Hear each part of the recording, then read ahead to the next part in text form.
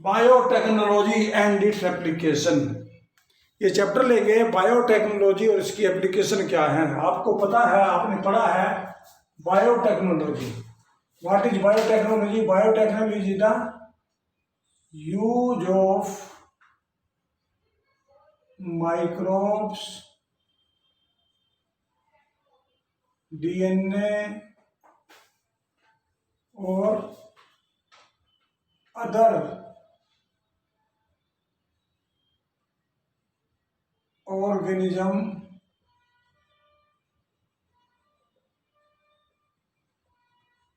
to make recombinant DNA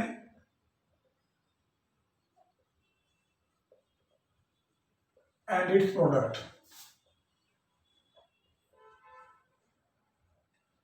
ये हमने पहले चैप्टर में पढ़ा था कि बायोटेक्नोलॉजी में हम डीएनए चेंज करते हैं, और जब डीएनए चेंज करते हैं तो डीएनए के हम प्रोडक्ट बनाते हैं, कोई ना कोई उस प्रोडक्ट को यूज करते हैं। तो अगर हम यूज की बात करें तो यूज इसके क्या क्या हैं। एक तो जेनेटिकली मॉडिफाइड और जीएमओ। जीएमओ का मतलब होता है जेनेटिकली मॉडिफाइड ऑर्गेनिज्म। एक तो जीएमओ में यूज करते हैं, इसमें हम कोई भी ऑर्गेनिज्म बना सकते हैं, एनिमल बना सकते हैं, प्लांट भी बना सकते हैं। Animal, plants, microbes, fungi etcetera, कुछ भी बना लें, जेनेटिकली मॉडिफाइड जीएमओ बनाते हैं। दूसरा है इन मेडिसिन, बहुत सी दवाइयां बनाने में, ट्रीटमेंट, इलाज करने में, food processing,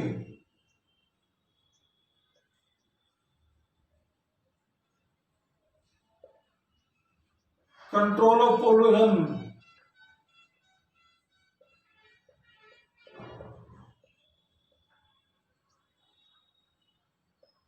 organic farming,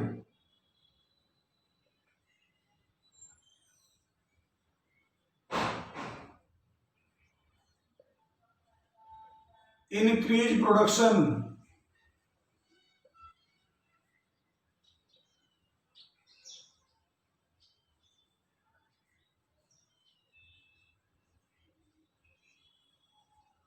in field of energy।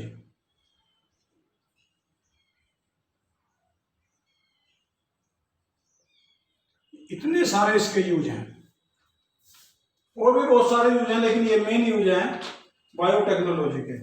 आज बायोटेक्नोलॉजी हमारे लिए बहुत इंपॉर्टेंट है। बायोटेक्नोलॉजी आज हर फील्ड में कहीं ना कहीं काम आती है। बायोटेक्नोलॉजी का आज बहुत बड़ा कंट्रीब्यूशन है हमारी फूड इंडस्ट्री में, हमारी एग्रीकल्चर इंडस्ट्री में, हमारी मेडिसिन इंडस्ट्री में। तो ये इसके कुछ जनरल यूज हैं। इनमें अगर हम बात करें तो ये जो हमारी बायोटेक्नोलॉजी है, this biotechnology is used today on a large scale in number 1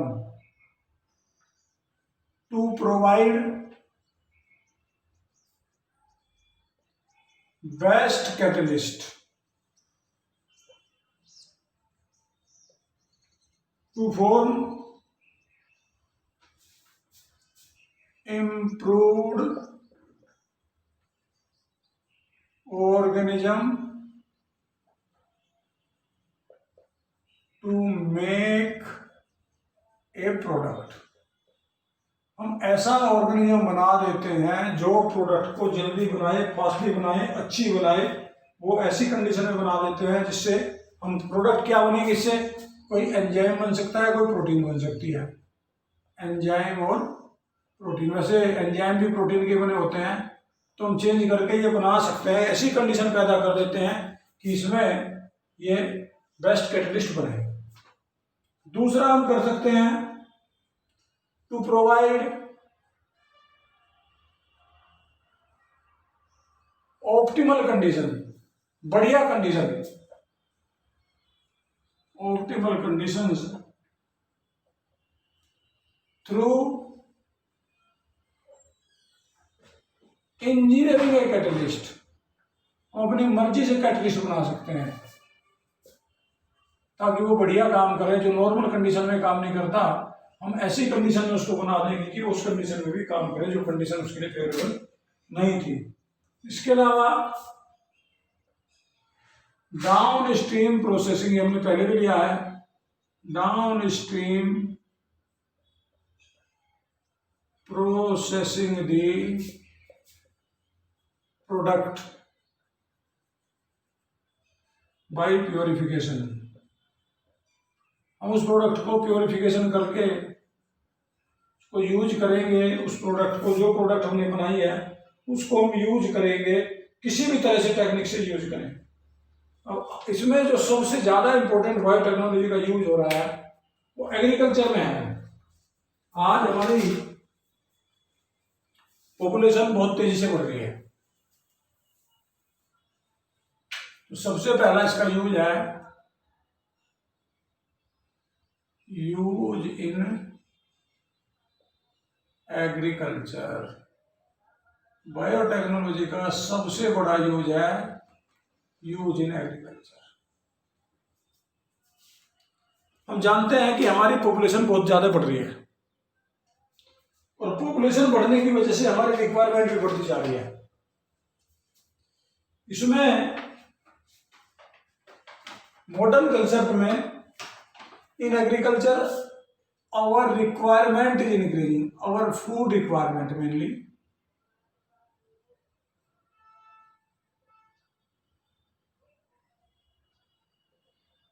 is increasing fastly.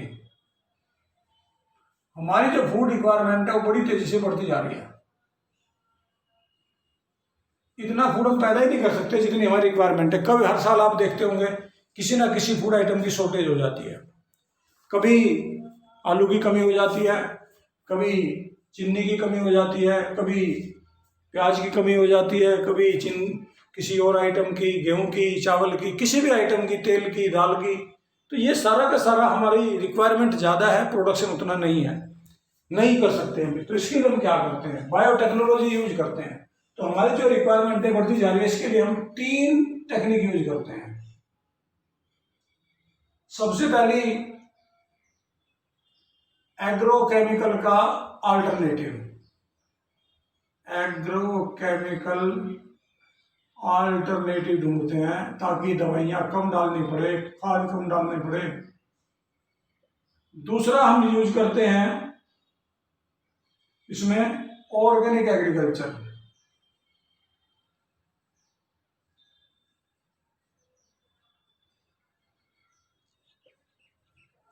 और तीसरी हम इसमें यूज करते हैं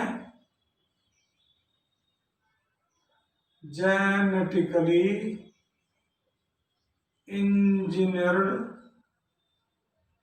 वैरायटीज। ये तीनों काम बायोटेक्नोलॉजी से होते हैं। वास्तव में आज जो हमारी एग्रीकल्चर प्रोडक्शन है बहुत कॉस्टली है। इन दी मॉडर्न एग्रीकल्चर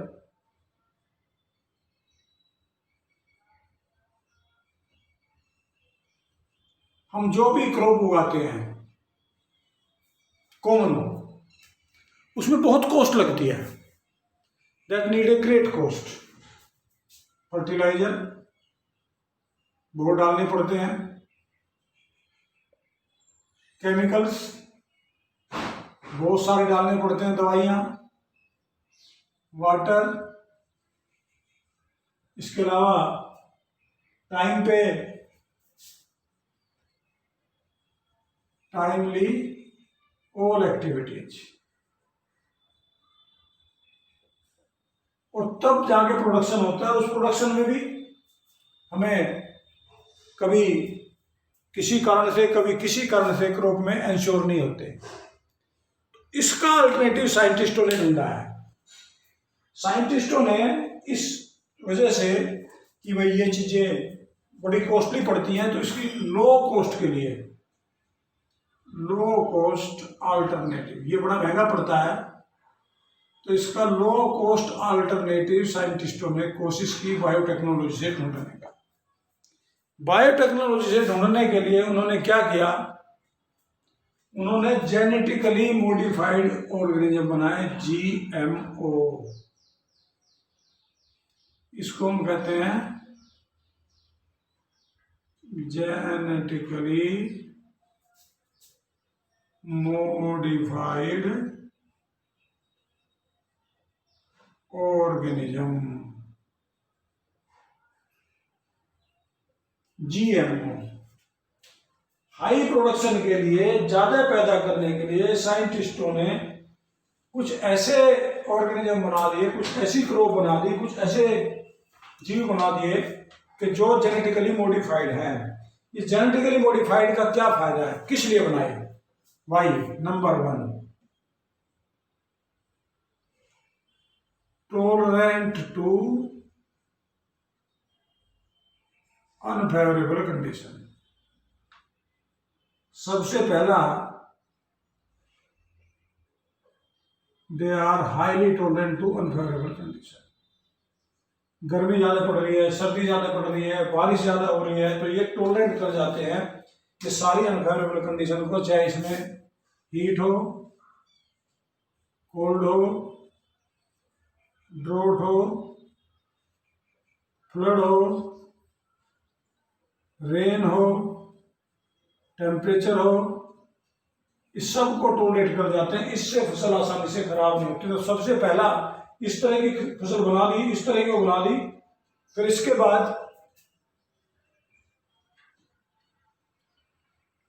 ऐसी फसल बना दी, reduced dependence on chemicals and fertilizer, जिसमें खाद और दवाई कम डालनी पड़े। जीन चेंज करके बायोटेक्नोलॉजी से ऐसी किस्में बना दी जिनमें खाद और दवाई कम डालनी पड़े। तीसरा, इंक्रीज्ड न्यूट्रिटिवनेस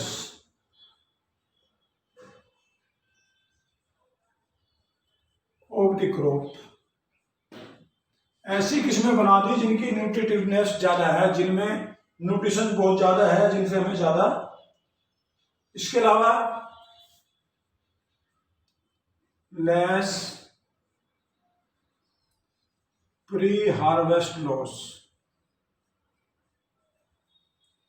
जो पकने पे खराब नहीं होती, लंबे समय तक वो ऐसे रखी रहती हैं। इसके अलावा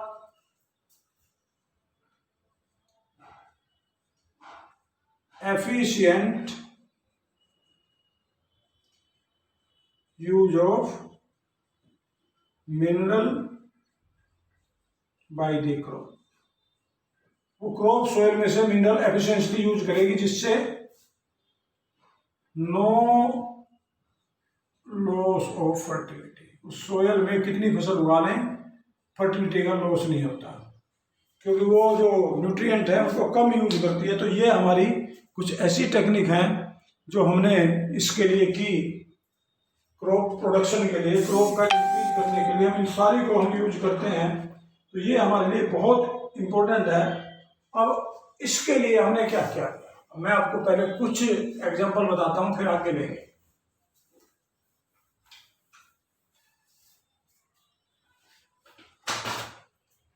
गोल्डन राइस, राइस की ऐसी किस्म बना दी जिसमें विटामिन ए बहुत ज्यादा है, विटामिन ए एनरिच्ड है। Wheat protein enrich,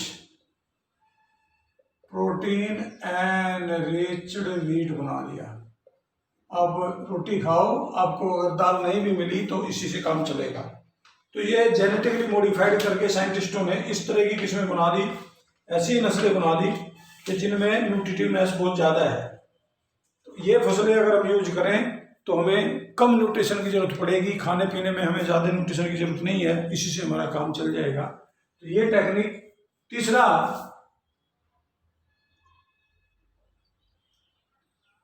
less use of pesticide and insecticide. ऐसी नस्लें बना दी जिनमें केमिकल कम डालने पड़ते हैं। अब इसके लिए साइंटिस्टों ने क्या किया, उन्होंने देखा कि एक बैक्टीरिया है, ये बैक्टीरिया कॉल्ड बैसिलस thuringiensis। ये बैक्टीरिया है, इसको हम BTB कह देते हैं। ये जो बैक्टीरिया है बैसिलस thuringiensis, ये बैक्टीरिया एक टॉक्सिन बनाता है। This bacteria produce a toxin and that toxin is harmful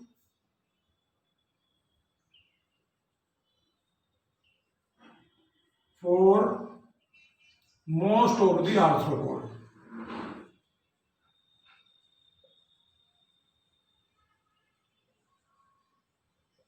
अधिकतर इंसेक्ट के लिए ये एक ऐसा टॉक्सिन बनाता है ये बैक्टीरिया कि इंसेक्ट उसको खाने से मर जाते हैं।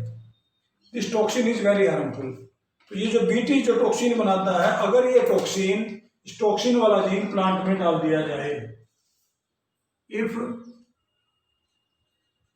This gene is added in the plants, then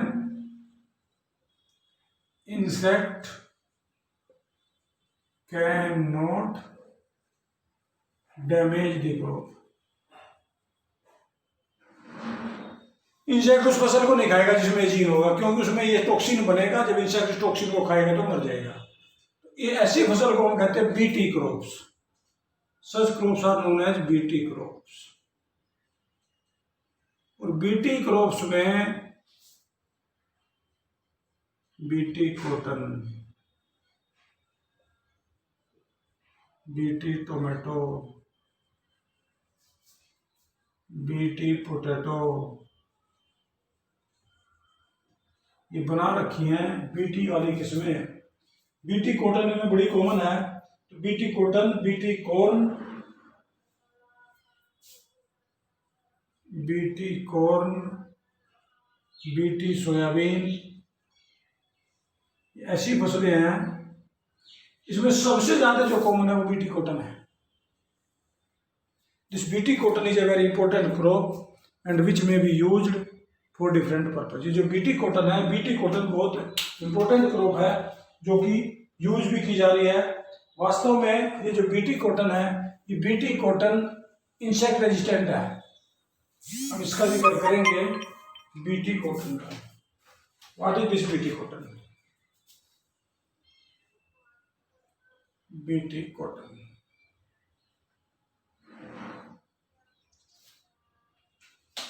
ये जो बीटी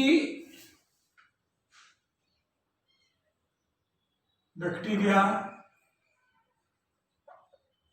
इसका पूरा नाम हमने लिखा था बैसिलस thuringiensis, प्रोड्यूस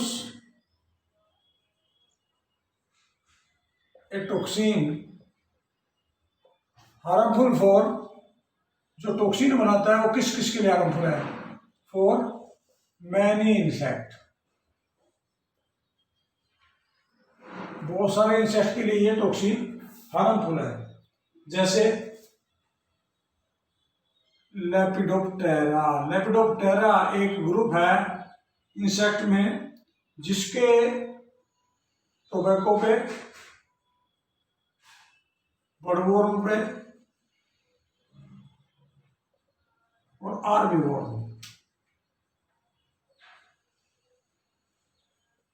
ये वॉर्म है लेपिडोप्टेरा में। इसके अलावा कोलियोप्टेरा, ये भी एक ग्रुप है कोलियोप्टेरा में जनरली बीटल आती हैं, सारी बीटल कोलियोप्टेरा में आती हैं। और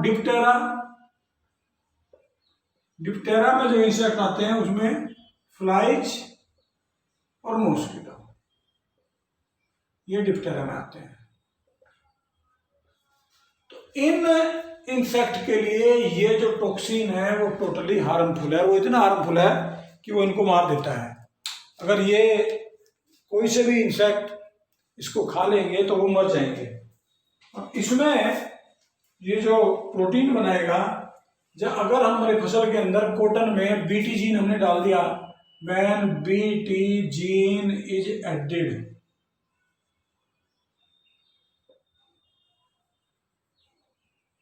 टू मेक GMO कॉटन, तो इसको हम कहते हैं बीटी कॉटन। वो कॉटन जिसमें बैसिलस थ्रोजेनेसिस का जीन हमने मिला दिया, वो जीन जो टॉक्सिन बनाएगा, तो ऐसी क्रॉप को हम कहते हैं बीटी कॉटन। मैंने बताया कई तरह की क्रॉप्स हैं, बीटी कॉटन है, बीटी टोमेटो है, बीटी पोटैटो है, बीटी राइस है, बीटी सोयाबीन है। तो ये जितनी ऐसी क्रॉप्स हैं इनमें हमने बीटी का जीन डाल दिया। जब बीटी का जीन डालेंगे तो वो जीन क्या करेगा, उससे वो इंसेक्टिसाइडल प्रोटीन बनाएगा। उस प्लांट में इंसेक्टिसाइडल प्रोटीन बनती है, इंसेक्टिसाइडल प्रोटीन, जिसको हम क्राई प्रोटीन कहते हैं। जो इंसेक्टिसाइडल प्रोटीन बनते हैं, जब इंसेक्ट उसको खाता है तो उसके पेट में ये प्रोटीन चले जाते हैं। ये प्रोटीन उसके स्टोमक में जाके, ये इनएक्टिव प्रोटीन होती है वैसे तो, लेकिन जब इंसेक्ट इसको खाता है तो उसके पेट में जाके ये एल्कलिन पीएच पे, बेसिक पीएच पे, at basic pH it becomes active, ये एक्टिव प्रोटीन में कन्वर्ट हो जाती है। बनती इनएक्टिव फॉर्म में है, लेकिन जब इंसेक्ट इसको खा लेगा तो इंसेक्ट के स्टोमक में जाके वो एक्टिव प्रोटीन हो जाती है। इंसेक्ट जब इसको इनगेस्ट करता है तो वहाँ जो एक्टिव पीएच बन जाती है इसके क्रिस्टल, जिससे ये क्या होता है कि ये इसकी this active protein the epithelial cell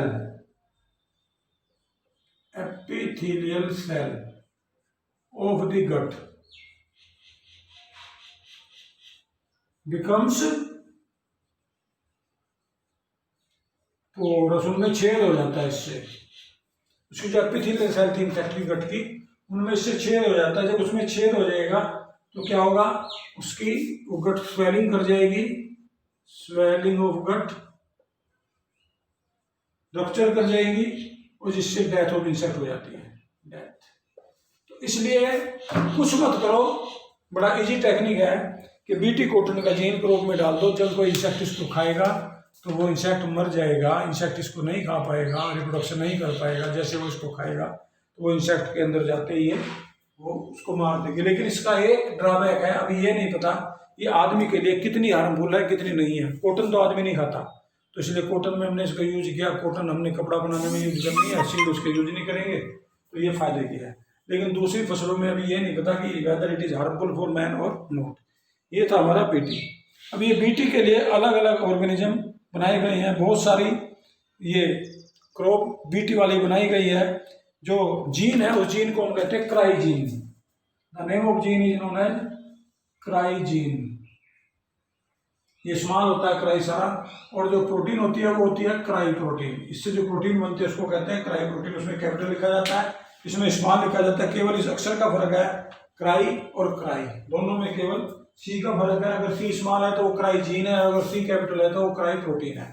दोनों में इस चीज का ध्यान रखेंगे, इसमें डिफ्रेंशिएशन आपको आना चाहिए, क्राई जीन और क्राई प्रोटीन। ये क्राई जीन भी कई तरह के होते हैं, जैसे क्राई IAC। जो क्राई IAC है तो ये तो कंट्रोल करता है बालवॉर्म को, और जो क्राई 2AB है ये भी बालवॉर्म को कंट्रोल करता है। लेकिन क्राई फर्स्ट AB ये कंट्रोल करता है कॉर्नवोरम को। हर जीन की प्रोटीन अलग अलग है, इन दोनों की प्रोटीन सेम है। जो बालवॉर्म को कंट्रोल करती है कॉटन में, और ये कौन कौन को कंट्रोल करती है। तो जीन की अलग अलग प्रोटीन है, अगर हम तीनों को डाल दें इसको तो हमारी कॉटन में बिल्कुल कीड़ा नहीं लगेगा। तो ये कॉटन को रेजिस्टेंट बना देंगे, हमारी कॉटन की प्रोडक्शन ज़्यादा होगी। ये हमारा एक बीटी कॉटन का एक यूज है। बीटी कॉटन से हम ऐसी क्रॉप बना सकते हैं जो इनके लिए रेजिस्टेंट। तो ये था हमारा इसका बायोटेक्नोलॉजी का पहला यूज।